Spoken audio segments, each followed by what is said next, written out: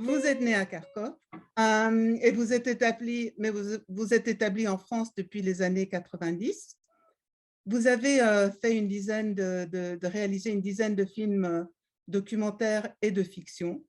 Votre deuxième court-métrage en Ukraine, tout au début, a été censuré et le pouvoir soviétique vous a empêché de faire des films comme réalisateur pendant un nombre d'années. Avec la perestroïka, vous avez pu réaliser des films en Ukraine et vous avez fait deux films qui ont été montrés à la quinzaine des réalisateurs, dont le film noir et blanc Rez-de-chaussée, qui est une variation sur le thème de Carmen. Un autre film très ambitieux que vous avez réalisé, c'est Loin de Sunset Boulevard, qui est une saga sur l'effet du système soviétique sur un artiste. Et que ce film-là précède votre documentaire Cacophonie dans le Donbass, du Donbass, dont nous allons parler maintenant. Donc, ma première question est au sujet de la cacophonie du Donbass, que vous avez réalisé en 2017 et qui est un documentaire de montage qui montre la fabrication de mythes qui peuvent conduire à la guerre, à la haine, à la torture. Vous l'avez filmé en deux sections et j'aimerais que vous nous racontiez comment ces deux sections s'accordent. Je vais essayer, je vais essayer. En fait, on peut dire qu'il y a 2 parties, même 3 parties dans ce film-là, parce que quand même, heu, les films de propagande et ça c'était, je dirais même pas la majorité des films soviétiques, c'était vraiment tous les films soviétiques. Voilà. Donc et surtout les films documentaires, parce que montrer la réalité comme telle, c'était impossible. D'où il y a vraiment quand on employait aujourd'hui, on ne dit plus, mais les termes soviétiques, anti-soviétiques, la question se pose: qu'est-ce qui était soviétique? Qu'est-ce qui était anti-soviétique? Parce que quand vous avez montré la vraie réalité soviétique, c'est devenu tout de suite anti-soviétique. Donc pour montrer cette réalité, il fallait la construire et c'est ça qu'il faisait, bah, des documentaristes, entre autres, parce que le genre comme reportage, par exemple, c'était très rare, pendant, les années soviétiques. Parce que le reportage, c'est inévitablement vous filmez la vie devant vous. Vous pouvez pas la construire. Oui, Donc le reportage, c'était banni complètement. Voilà. Par contre, le reste, c'était construit pour montrer que, le côté rêvé de ce pays. C'est pour ça que l'idéal. idéal, complètement, oui. Et c'est pour ça que la première partie de la cacophonie du Donbass, c'est justement la construction du grand mythe des mineurs de Donbass, quand même, qui étaient au premier rang de la classe ouvrière soviétique, et etc. Et quand on regarde des images de cette époque-là, quand on va à des grandes manifestations, etc., au premier rang, il y a toujours des mineurs de Donbass. C'était vraiment leur base, la base de l'économie soviétique, c'était des mineurs. Voilà, c'était ouais, les représentants de la classe ouvrière classique, magnifique, etc. Tout est fabriqué de toutes les pièces, sans jamais montrer comment c'était en réalité, à quel point leur vie était difficile, dangereuse. Les conditions de travail, c'était horrible, mais quand même tout ça, c'était couvert par leur énorme, disons, par rapport aux autres, salaires, etc. Donc, c'est ça, c'est comme ça que le mythe était construit. En fait, la propagande, c'est incroyable parce qu'en fait, c'est quoi la propagande? C'est un outil. C'est un outil pour construire un autre monde qui sera bien meilleur que le monde réel. Voilà. Et dans Et votre film, là, dans la première partie, vous avez deux exemples de cette construction de mythe. Il y en a une qui est personnelle, c'est celle de Stakhanov, le stakhanovisme. Et c'est l'histoire tragique, en fait, d'un homme qui a été utilisé pour créer un mythe. Et puis, il y a aussi une autre chose déjà, si vous pouviez nous parler de oui, Stakhanov. vous savez, l'histoire de Stakhanov, c'est vraiment incroyable parce que c'est vrai que dans les dictionnaires, pratiquement en toutes les langues, le mot stakhanoviste existe. mais très peu de gens savent que c'est quoi Stakhanoviste, que derrière, il y avait un vrai personnage réel, Alexis Stakhanov, qui était, c'est celui qui a battu tous les records de l'extraction de charbon, et cetera, et que tout ça, c'était inventé de toutes les pièces.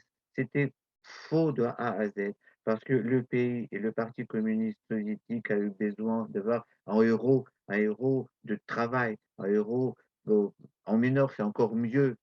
Voilà, et donc c'est Stakhanov, il était choisi Parce pour qu'il était livrer beau et jeune. parce qu'il était beau et jeune et en plus, vous savez, une petite, anecdote que Stakhanov, quand il y avait le premier article, dans le journal officiel qui s'appelait Pravda, La Vérité, donc le journal officiel du pays, et ils ont dit que voilà, Alexis Stakhanov a battu tous les records, et cetera. Stakhanov, il a dit: «Excusez-moi, mais il y a une faute, il y a une erreur dans cet article». C'est «Ah bon, c'est quoi?» Il dit: «Je m'appelle pas Alexis, je m'appelle André, je crois». Il a dit: «Si Pravda a dit que vous êtes Alexis, donc vous êtes Alexis». C'est comme ça, il était rebaptisé ou baptisé. Voilà, il est devenu le héros du travail, Alexis Stakhanov. Et c'est vrai que sa vie était tragique parce que déjà, elle était portée au nu par Staline et par le système, mais Khrouchtchev qui ne l'aimait pas du tout, l'avait chassé de Moscou, il est revenu à Donetsk, à Donbass, et là, dans sa ville natale, en fait, et là, il était oublié complètement, il est Et il devenu était alcoolique et il a eu des il problèmes psychiatriques, oui, je pense il aussi. avait tout pauvre et de temps en temps, quand Parti a eu besoin de montrer cette icône soviétique, il fallait réanimer un peu Stakhanov, il faut mettre en costume, et cetera, pour montrer. Et c'est là, vous savez, que tout ça, c'était filmé. Et quand j'ai vu des archives avec Stakhanov de cette époque-là, et vous savez, c'est quelqu'un avec un regard perdu, je sais pas, mais complètement ailleurs.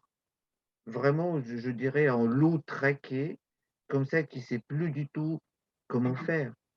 Voilà, c'est pour ça qu'il termine sa vie en asile psychiatrique et mais l'histoire n'a jamais été cette histoire de Stakhanov, elle est ressortie, disons comme ça, pour la première fois pendant la perestroïka, évidemment, parce qu'avant, c'était le silence total. Donc cette, 1re partie du film, c'est la construction du grand mythe de l'Union soviétique et les mineurs de Donbass.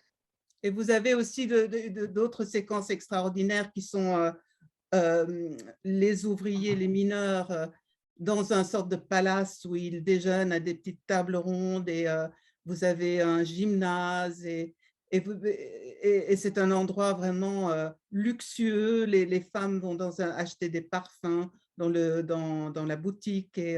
Mais vous avez aussi quelque chose qui est drôle et triste, c'est la rééducation des alcooliques. Oui, oui, voilà. Parlez-nous de ces séquences-là, comment vous les avez, qu'est-ce que c'est ce genre de film euh, dans un Oui, paradis vraiment oui, vous savez, tout ça, c'était des films de propagande, destinés au grand public, à part des alcooliques. Bah, le reste, c'était vraiment pour montrer la vie, pour présenter, pour convaincre les gens que c'est ça qu'ils vivent, même s'ils voyaient autre chose. Mais on pouvait pas, dans un pays où tout est verrouillé, et cetera, on peut pas contester. Donc si les films documentaires disent que nous vivons comme ça, donc nous vivons comme ça. Bon, voilà, c'est ça. Et en fait, les alcooliques, c'était surtout des films destinés comme si c'était des films institutionnels. Oui, Voilà, donc c'était pas vraiment destiné au grand public. On voyait pas souvent ces films-là et c'est ça aussi parce qu'on veut montrer comment l'État s'occupe des gens, des alcooliques, des gens, des toxicomanes, et cetera et tout ça, c'est la réalité ressort malgré leur élan, propagandiste. Voilà et là, on voit des gens complètement mais ils sont habillés comme en prison. oui. C'est vrai, ça saute aux yeux. Ils ont des combinaisons, presque des prisonniers. Et là, avec la musique joyeuse, avec les commentaires, la voix off qui nous raconte, c'est comme ça qu'on va soigner tout le monde et le monde deviendra magnifique. Et Et l'Union soviétique étant alors à la pointe de comment soigner l'alcoolisme. oui, Donc, ça c'est sûr. Ça, c'est sûr. Absolument. alors, Voilà. Donc, pour vous, la deuxième partie commence peut-être avec ces images extraordinaires qui ont été filmées par un Ukrainien, des mineurs en grève dans le Donbass, au début de la perestroïka. N'est-ce pas? oui, tout à Racontez-nous un fait. peu ces images-là. Oui, Pourquoi tout c'est à le fait. changement? Oui, parce que en fait, vous savez que la première chose qui change, même si les perestroïka ne commencent pas du jour au lendemain, non, ça a pris quand même, ça a pris du temps pour vraiment devenir un vrai changement. Et il faut le dire aussi que bon, les changements au début, c'était arrivé aussi par des cinéastes, parce qu'il y avait un congrès des cinéastes, je ne sais plus le numéro de ce congrès-là, où les cinéastes de l'Union soviétique, ils ont dit: «On a ras-le-bol de tout ça. On a vraiment ras-le-bol de la censure, du ministère qui intervient partout» et cetera. Ça, c'était les premiers qui révoltaient pour de vrai. Ça, c'était inattendu, inattendu. C'était un élan incroyable que, bah, c'est oublié complètement aujourd'hui, mais Ça s'est c'était passé où? À Moscou ça s'est passé à Moscou parce que à l'époque, c'est l'Union soviétique, donc c'est l'union des cinéastes de l'Union soviétique. Voilà. Mais ça, vraiment, c'est quelque chose qui a ouvert les portes partout. Moi, j'ai travaillé en Ukraine, j'étais au studio de dessin. Tout de suite après, il y avait une réunion énorme au studio. Et, et là, mais vraiment, tout le monde disait des choses qu'avant, tout le monde avait peur de dire publiquement. Donc, tout le monde a dit: «Ah bah, la censure!» Voilà, on en a marre, on est vraiment ras-le-bol de tout ça. C'était incroyable comme l'époque. Et justement, à cette époque-là, avant la chute du mur, heu, les mineurs de Donbass, de Donetsk, ils sortent dans la rue. Et ça, c'est une grève incroyable. Il y avait je ne sais plus combien de mineurs. Évidemment, à cette époque-là, encore, la presse soviétique ne dit rien sur eux, mais rien de rien. Voilà. Et ça, c'est le réalisateur qui a fait ce reportage pour de vrai, parce que qui le est reportage, extraordinaire, où on voit et des c'est, oui, milliers d'hommes comme ça, assis par terre, euh, assis par qui- terre, qui disent au micro, et cetera, en disant: «Je sais pas instruit, mais je vais vous dire, j'en ai marre de tout ça. On peut pas vivre comme ça, on peut pas être traité comme ça». C'est incroyable. Et donc lui, il a découvert par hasard parce qu'il n'y avait pas d'infos. Donc il traversait Donetsk, parce qu'il rentrait des vacances. Il était en Crimée, donc il est rentré à Kiev et là, il est tombé sur la grève de mineurs. Donc il est allé avec vraiment une vitesse de à Kiev, il a ramassé la pellicule, les caméras, tout ce qu'il pouvait trouver. C'était compliqué. Il est revenu à Donetsk, il a tout filmé et ça, c'était incroyable. Mais le problème aussi avec ce film-là, il a fait ce film formidable. C'était vraiment un témoignage rare. C'est la oui, première fois où on a vu des gens vrais, avec le problème vrai. Pas du tout des mises en scène, pas du tout des restaurants de mineurs avec des fleurs et des colonnes, etc., etc. Là, on a vu quelque chose, mais vraiment de la chair, vraiment, de vrai, comme ça, qui disait, on peut plus. Voilà, on oui, explose. Et ils ont quand même réussi parce que Gorbatchev a oui, signé toutes leurs exigences, et cetera. Ça, c'était leur victoire. Ça n'a oui, pas duré longtemps. C'est pour ça ils sont revenus encore à 80, c'était 89, donc 90, ils ont fait encore. Et la deuxième fois, c'était une grève politique. Parce que la première fois, c'était vraiment la grève économique. Ils disaient, on n'a plus de oui, savon pour se laver quand on oui. sort des mines. Qu'est-ce qu'on fait? Voilà. Et la deuxième fois, c'était politique. C'était incroyable comme moment historique, absolument. Et c'est pour ça qu'il y a le changement entre cette première partie complètement glamour, n'importe quoi, ouais, l'image, c'est une vie sur la lune peut-être, je sais pas, mais c'est pas la vraie vie. Et là, on bascule vers Dans des la vrais vraie vie. problèmes, oui, dans la vie des vrais gens. Voilà, c'est ça, ça c'était très important. Et après, Une autre partie, c'est quand la guerre, la troisième partie, avec la guerre qui éclate à Donbass et que, voilà, et là, il y a des témoignages, et voilà, des gens Effrayant, effrayants, de absolument effrayants. violence. Oui. En fait, vous savez que moi, j'ai décidé de faire ce film, La cacophonie du Donbass, après avoir découvert l'histoire de cette femme, Irina Dovgaï, qui était Il torturée. témoigne Oui, longuement oui, oui. de la Quand elle, maltraitance enfin, qu'elle oui, a oui, vécue oui. aux mains Quand de séparateurs.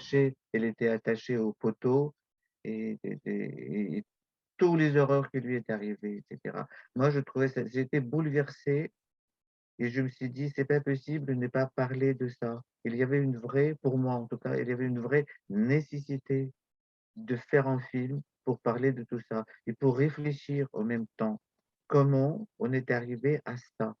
Parce que les gens qui vivaient ensemble hier sont devenus des ennemis redoutables aujourd'hui. Qu'est-ce qui s'est passé? Ça ne se passe pas du jour au lendemain, c'est faux. Donc, le terrain a été préparé longuement et c'est justement là la propagande qui a joué un rôle déterminant. Voilà, c'est pour ça que je voulais faire ce film-là, pour voir que le côté néfaste de cette propagande énorme et malheureusement efficace. Oui, et vous aimeriez faire comme une suite à ce film en parlant du centre de détention et de torture qui se trouve à Donetsk, enfin, qui a été libéré il y a une semaine. Nous sommes le 15, nous sommes maintenant le 15 septembre, et qui a été au départ une usine. Enfin, racontez-nous un peu l'itinéraire de ce lieu et de cette violence qui était là bien avant la guerre. Oui, mais je ne veux pas dévoiler trop le Non, non, sujet, non. disons, mais c'est vrai que c'est quelque chose euh, qui est très important, je pense, parce que ça montre à quel point, à quel moment les choses peuvent se bousculer, changer comme ça, et, et pourquoi, justement. C'est-à-dire que c'était une usine construite qui produisait des matériaux d'isolation électrique. Voilà. Donc, c'était une usine comme toutes les autres usines du monde, disons, soviétiques aussi, entre autres, voilà, avec Oui. des gens qui travaillaient, qui avaient leur salaire, qui, qui avaient aussi, à la façon soviétique, il y avait des sanatoriums en Crimée, qui avaient plusieurs avantages secondaires, etc., etc. Donc, l'usine fonctionnait, il y avait des écoles, il y avait des médecins, il y avait un peu tout. Mais évidemment, tout ça, ça se bouscule à la perestroïka et quand l'Ukraine devient indépendante. Ça, c'est très, très bien, mais évidemment, c'est une vraie révolution quand même. C'est un pays qui se retrouve vraiment à l'ouverture de quelque chose qu'il ne connaît pas. Donc, il y avait des années très dures, très difficiles. Et Et cette l'usine usine, a fait faillite en quelque sorte. Enfin, oui, n'a pas l'usine, pu elle fait continuer. faillite, bien sûr, parce qu'en Oui. plus, il y a l'apparition des mafias à Donbass, beaucoup. Donc, il y a ce partage des territoires, des biens et tout. Donc, c'est très compliqué. L'usine, bien sûr, elle ne peut pas tenir. Et donc, l'usine disparaît, c'est-à-dire que l'usine s'arrête. Et comme partout dans le monde, tout à coup, des grands murs magnifiques en briques rouges, ça devient des centres d'art. Donc, Et ça devient un centre d'art contemporain que oui, des artistes comme Daniel Buren viennent. qui vient là-bas, oui, Oui. oui, ce qui est incroyable, parce qu'à cette époque-là, les gens n'ont jamais entendu parler de Donetsk. Et tout à coup, il y a Non. des artistes internationaux qui viennent là-bas pour faire quelque chose. C'est hallucinant et ça marche. Et même à cette époque-là, le centre d'art de Donetsk, il est invité à Paris, au Palais de Tokyo. Donc, ça marche pour de vrai. Et dès que ça commence à, à s'établir, etc., c'est la guerre qui éclate. Et alors Et là, et euh, là, tout s'arrête. Là, tout s'arrête. Et le centre a réussi saccagé. à saccager complètement. Ils ont réussi de faire évacuer quelque chose, mais pas tout. Le reste, c'était complètement cassé, saccagé, etc. Et des séparatistes, comme on disait, mais vraiment, c'est le mot qui englobe plusieurs choses. qui ont pris le centre. J'ai vu tout ça. Ils montrent des catalogues des artistes connus en disant: «Ça, c'est des dégénérés. Chez nous, il n'y aura jamais de ça. On va Ils se filment débarrasser ça, de ce». Mmh? ils se filment. Et ils se filment toujours, c'est ça qui est incroyable. Ils sont tellement fiers de leurs actions de destruction, des tortures, et cetera. Ils n'arrêtent pas à se filmer. C'est un vrai, phénomène psychologique, je pense. Ils sont très contents. C'est peut-être, vous savez, je sais pas, je réfléchis en même temps, peut-être tout à coup, ça justifie leur rôle, qui n'était vraiment, ils n'avaient pas de rôle avant. Et tout à coup, dans cette guerre, dans ces horreurs, tout à coup, ils se retrouvent, ils deviennent quelqu'un. C'est Et donc, il faut hallucinant. avoir une trace Oui, et des ça choses laisse qu'on les fait et traces. qu'on dit. Tout à fait, tout Et à fait. donc, c'est devenu Voilà. entre-temps un lieu. Et après tout ça, quand c'était, réquisitionné, si j'ose dire, voilà, c'est le même endroit est devenu le centre de torture le plus grand de l'Europe. Et les gens qui se retrouvaient là-bas, en général, ils ne sortaient pas vivants, jamais, jamais. Seuls, Vous qui voulez pour qui avaient témoigner encore une fois, de comment on en arrive là. oui, oui, et c'est ça qui m'intéresse. Ils ont fait déjà plusieurs, ils ont témoigné. Mais après, vous savez, après cette guerre à Donbass qui a commencé en 2014, et on ne peut pas dire que le monde était mobilisé. Tout le monde disait: «Oui, il y a la guerre quelque part, c'est une guerre locale, ça passera pas», et cetera. Comme Mmh. si on a vraiment, ça c'est notre responsabilité de tout le monde, je pense, on a laissé faire les choses. Voilà, et petit à petit, on sait très bien que, le 24 février, tout ça, c'était terminé. C'est une vraie guerre qui a éclaté, qui a pris avec l'ampleur, qui a pris tout le pays. Voilà, et ou c'est-à-dire qu'après, on a appris que pendant cette guerre-là, qui dure déjà depuis 6 mois, il y avait des atrocités incroyables, incroyables. On se dit: «Comment c'est possible?» C'est les mêmes gens avec qui on était voisins avant. Mais comme d'habitude, encore une fois, ça se prépare pas, ça se passe pas du jour au lendemain. C'était largement préparé dans l'esprit des gens que tout est possible, tout est permis, on peut faire ce qu'on veut. Ça, c'est Et quand fou. la guerre sera finie, hein, on ne sait pas quand, mais il faudra sortir de cet, état d'esprit Ben, de je pense que quand la guerre sera terminée, j'espère le plus vite possible, et cetera, bah, quand même, il faudra vraiment, il faudra parler de ça. Il faudra vraiment dire heu, la vérité qui sera dure, très, très dure, mais c'est vraiment nécessaire parce que sinon c'est comme c'est une maladie et il faut vraiment se guérir, donc il faut parler, il faut avoir cette honnêteté, il faut avoir la force pour témoigner, pour dire des choses. Ça, c'est très important et je pense que ça, chacun fait les choses à sa façon, sans nécessairement d'être héroïque, pas du tout. Mais donc si on peut faire quelque chose, il faut le faire.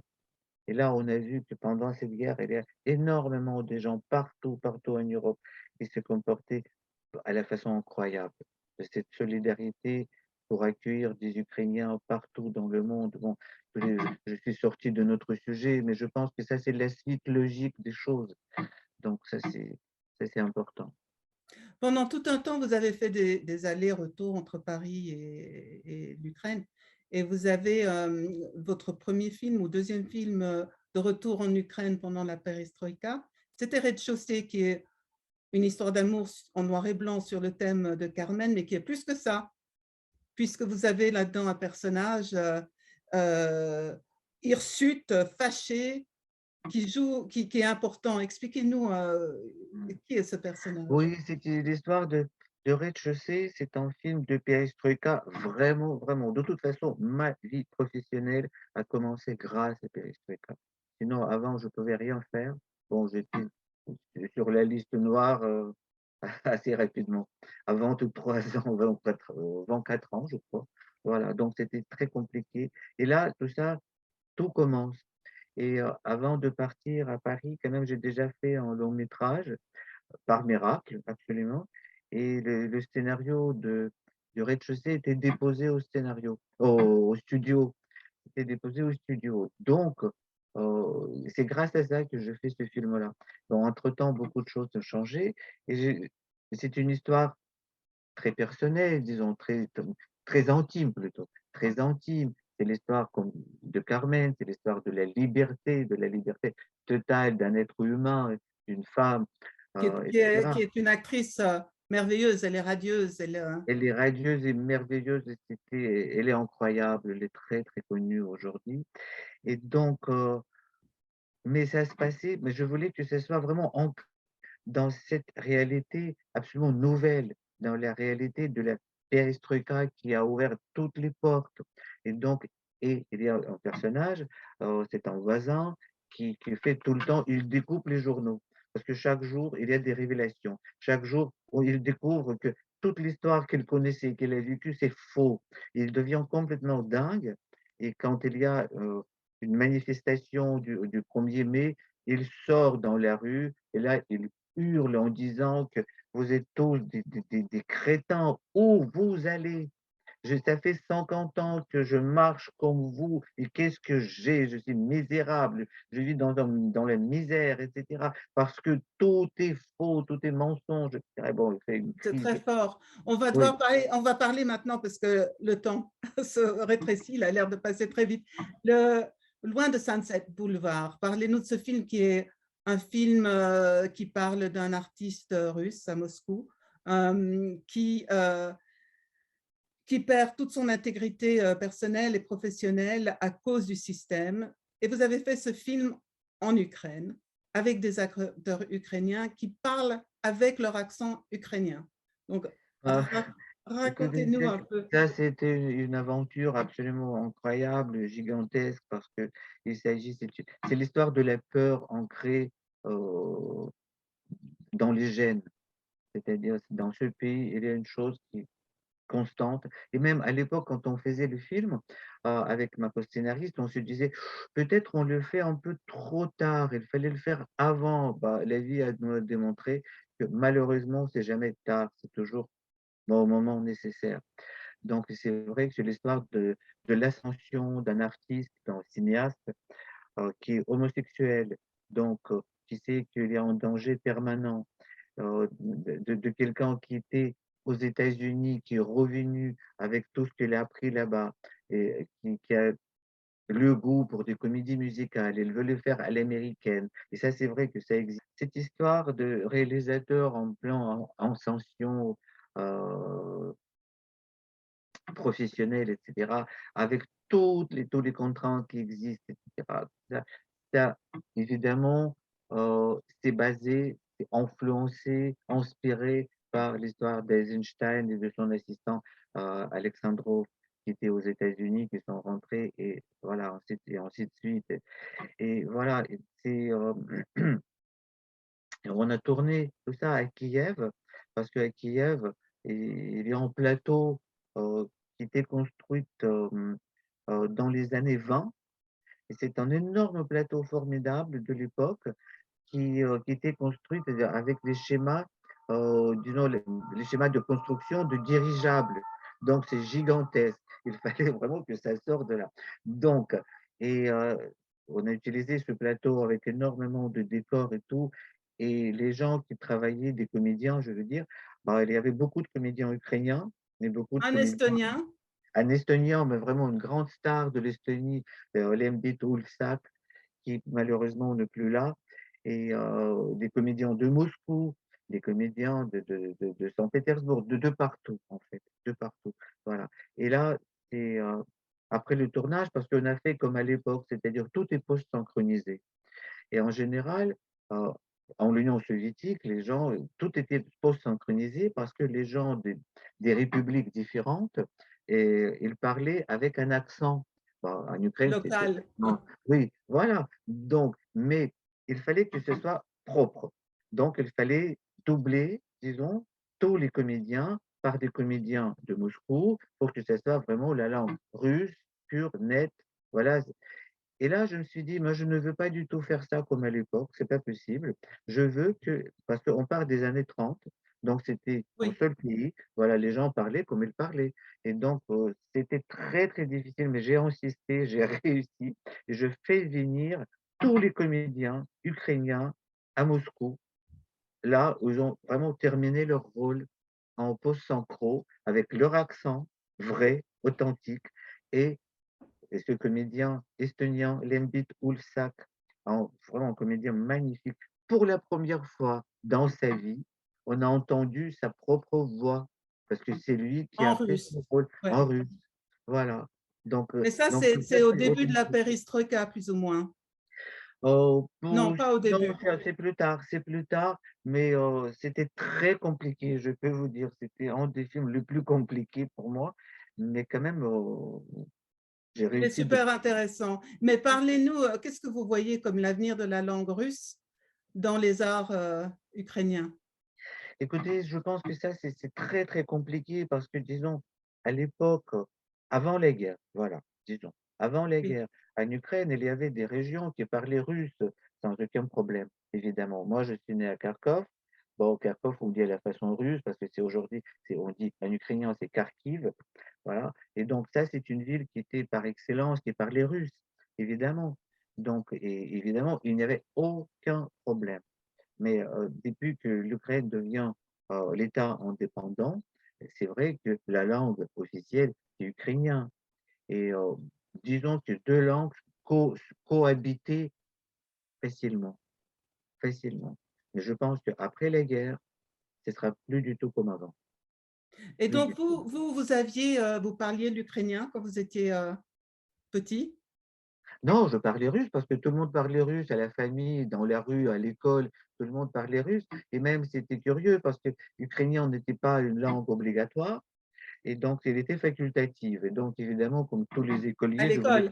Ouais, je ouais. voulais pas du tout avoir encore quelque chose supplémentaire, etc. Donc, il fallait que les parents écrivent en petits mots au prof en disant que bah, mon fils ou ma fille, ils sont très fatigués, ils ne peuvent pas avoir encore des devoirs, etc. Donc, il va pas le faire. Donc, j'ai demandé aussi de ne pas le faire. Et mes parents, qui ne parlaient pas ukrainien, ils m'ont dit non, non, non, tu vas le faire. Je dis, ah, pourquoi les autres ne font pas? Ils disent, bah, parce que tu vis en Ukraine. Et ça, c'est normal d'apprendre la langue. Donc, moi, j'ai fait la langue ukrainienne à l'école. Donc, voilà, c'était comme ça. Mais c'était pas un problème. Voilà. Mais aujourd'hui, c'est fini, évidemment. C'est fini. Les gens, aujourd'hui déjà, il y a des gens qui disent, je veux plus parler russe.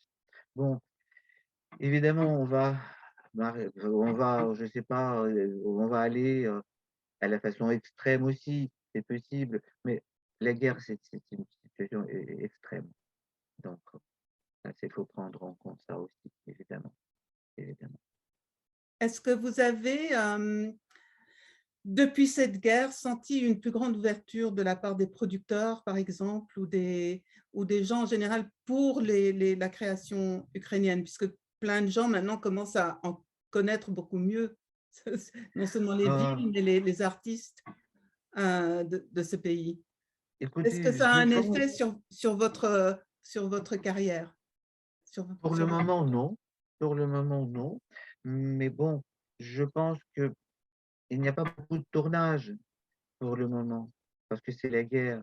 Donc, on verra tout ça, et largement, on verra après la guerre, évidemment. Mais vous savez, c'est inévitable qu'aujourd'hui, il y avait une analyse différente des choses qui s'est passé, pourquoi c'est passé, et j'espère que ce sera euh, le reflet de toutes ces réflexions, on verra dans les films. Voilà. Oui. Mais Il y a ça, des c'est films qui se important. font, hein. Il y a des films documentaires qui se font Oui, actuellement par des cinéastes ukrainiens en Ukraine. oui. Il y a des films, et il y a des choses qu'on peut trouver même sur Internet, et même beaucoup, les gens qui sont à la guerre, qui filment, et des cinéastes aussi qui sont à la guerre, et qui filment des choses et qui mettent directement sur Internet pour que les autres voient la réalité voilà. Il y a beaucoup de choses comme ça. Mais il y aura surtout des films documentaires, je pense. Bien sûr, avant tout. Avant tout, ce sera des films documentaires. OK. Eh bien, voilà, merci beaucoup. On a Merci à vous. Merci à vous. Je pense que merci parce que c'est important de parler de tout ça, surtout aujourd'hui.